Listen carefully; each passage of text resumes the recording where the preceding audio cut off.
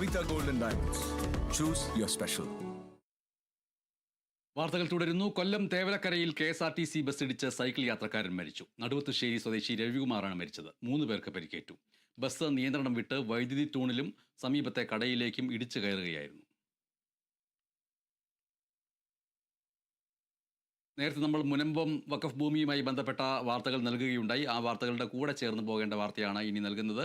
മുനമ്പം പ്രശ്നപരിഹാരത്തിനായി ഇടപെടുമെന്ന് മുഖ്യമന്ത്രി അറിയിച്ചിട്ടുണ്ട് എന്ന് Kozhikode arch bishop doctor Varghese Chakkalakkal പറഞ്ഞു.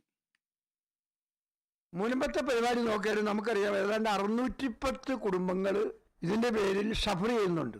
അത് തീർക്കേണ്ടത് ഈ രാജ്യത്തിലെ എല്ലാവരുടെയും ആവശ്യമാണ്.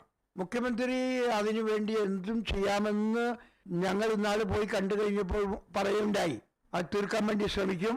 ഏതെങ്കിലും ഒരു ദിവസം ഞങ്ങളൊക്കെ കൂടി പോയിട്ട് ഒന്നുകൂടി മുഖ്യമന്ത്രിനെ കാണുന്നതായിരിക്കും. നമ്മൾ മുസ്ലിമുകളുമായിട്ട് വഴക്കിടാനോ അവരെ അകറ്റി നിർത്താനോ അങ്ങനെയൊന്നുമല്ല. നമ്മൾ ഇപ്പോൾ ഒരുപാട് സാദിഖാലി നമ്മുടെ പാണക്കാട് സാദിഖാലി തങ്ങളും അതുപോലെ മറ്റുള്ള മുസ്ലിം നേതാക്കളൊക്കെ ഞങ്ങളെ വന്ന് കാണുകയുണ്ടായി.